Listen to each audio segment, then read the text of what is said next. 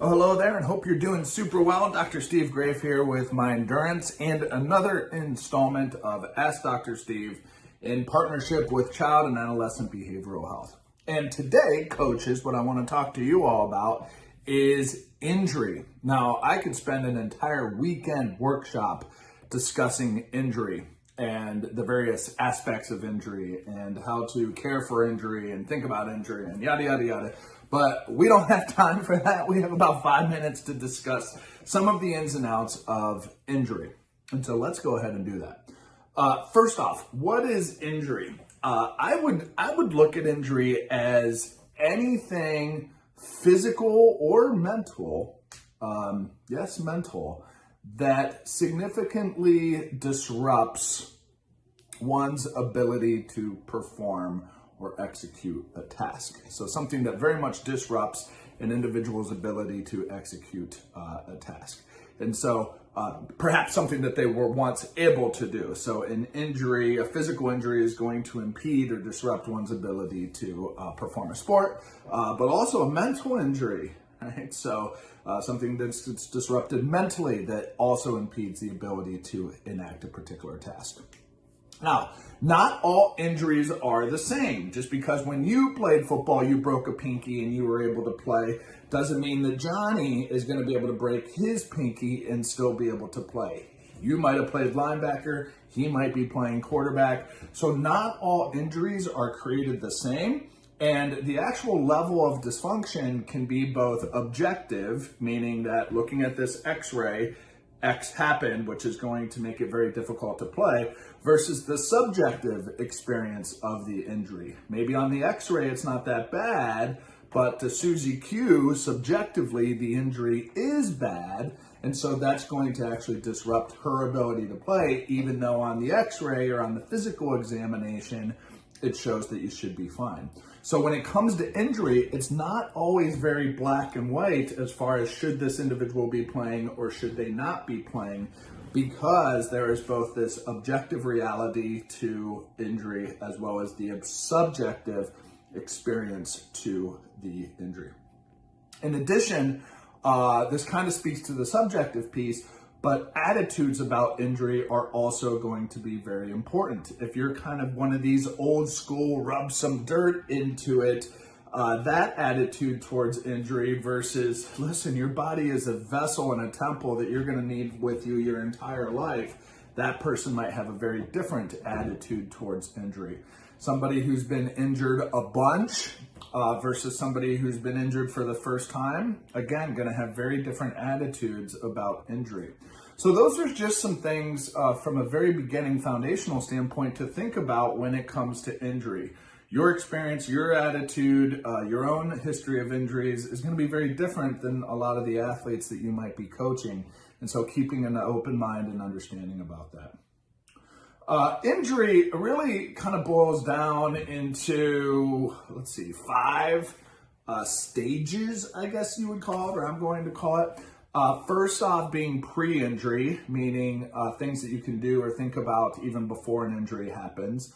Number 2 is the immediate situation of an injury. So somebody just now has gotten injured. They are actively injured right in front of you.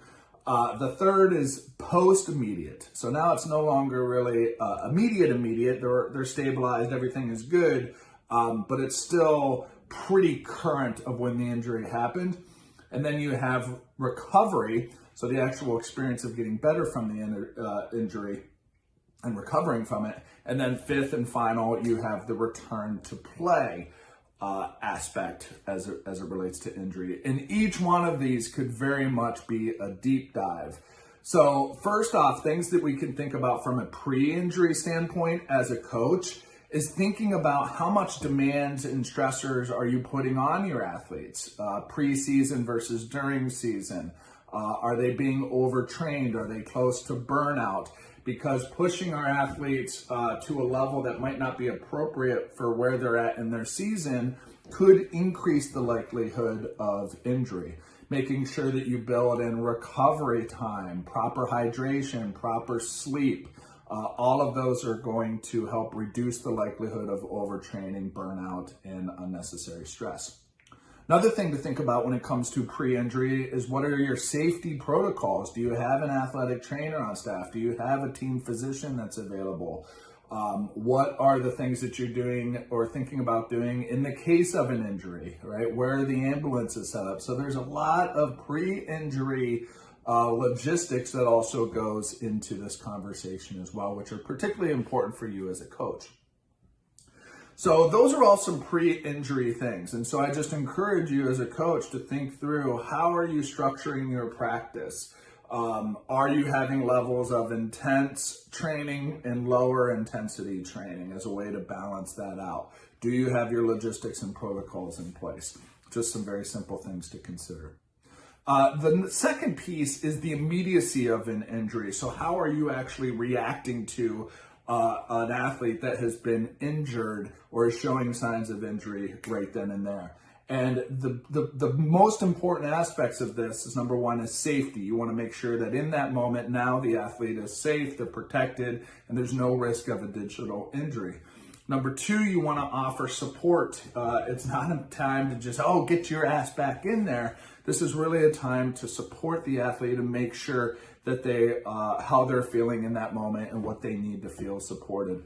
Number three is to be steadfast, right? So to be unwavering in that support, to be an anchor in that support. Because you could imagine with some injuries, they can be season ending, they could be career ending. And so being that anchor and the individual that's not the one freaking out, but that anchor for the athlete, can go a long way. So the 3 S's: safety, support, and steadfast. Making sure they're safe, making sure they're feeling supported, and make sure that you're steadfast and you're anchoring of that support and assistance for them. So the hope is, after the immediacy of the injury, now they are safe, they're secure, and it's in a situation, whether they've just kind of gotten scooted off to the sideline, or in some cases, maybe they're actually gone off to the hospital or something.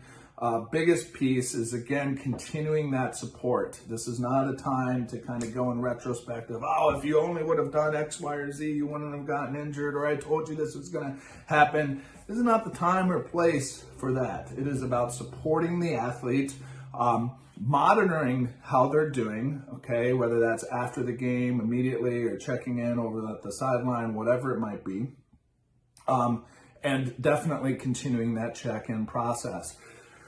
Oftentimes, just because an athlete gets injured, they immediately get shuffled and kind of can be forgotten about, especially if they're not necessarily the star athlete. And that can feel very ostracizing for many athletes. So you want to check in, you want to monitor, how are they doing? Checking in with the health professionals. This is all part of that post-immediate response to ensure that people don't get lost in the shuffle or feel like they're just being pushed aside. During the recovery stage, this is very critical, especially for coaches. I think the biggest thing that I hear athletes struggling about is, once they get injured, nobody seems to care about them on the team. Now, that might be a little dramatic, but sometimes it's not. So I think it's important, particularly for a coach, is, one, to check in with the health professionals. All right, how's the athlete doing? What can we expect as a reasonable objective timeline? Again, the difference in objective versus subjective, that's important. What can we expect from that reasonable objective aspect?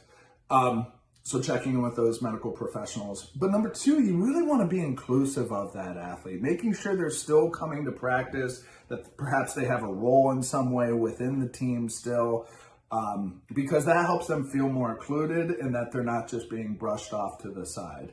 And even if they're not necessarily included, maybe the type of injury doesn't really warrant them being able to come to practice very often. If they're in a cast or on crutches, it can make it very difficult.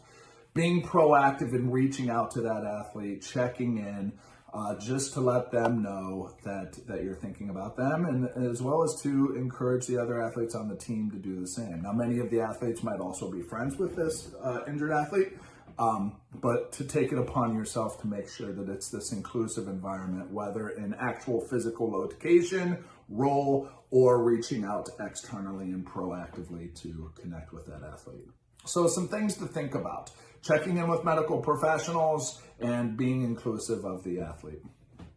And then the fifth and final thing when it comes to coaches is returning to play. In here, you really need to trust the medical staff.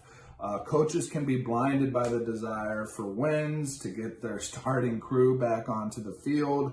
And we really need to have more objective expectations based on what the medical professionals say. We also want to be open to the subjective experience of the athlete. We've seen examples of this where physically an athlete might be ready to play, but mentally they are not. And so we need to be aware of that potential, and we need to be respectful of that as a coach. If an athlete is physically ready to play but not mentally ready to play, to be aware of that. There may also be athletes that are very much mentally ready to play, but physically are not able to play. And so you want to serve that role as that objective anchor to say, I know you feel like you're ready to go, but objectively we're just not there. We need to listen to the medical staff, and to serve as that CEO over all of those responsible parties there, and to have appropriate expectations as it relates to returning to play. So, kind of a quick video here. I mean, not super quick. We're still at like 11 minutes, but there's a lot that goes into injury. And I knew I blew through this pretty quickly, but it's meant to kind of just give you an overview of the things that make injury a little bit of a gray, it depends, sticky situation for a lot of reasons. And if you think, okay, injured, recover, let's get back out there, that's the way it goes. Sometimes it is, but a lot of times it isn't. And a lot of clients that I've had experience with, that whole recovery and returning to play sequence can be particularly challenging. So you may have already encountered that as a coach, but if not, or maybe you have, but maybe this sheds some different light on the injury experience for many of your athletes. Okay, so with that, should you have any questions, reach out to me, Dr. Steve at myendurance.org.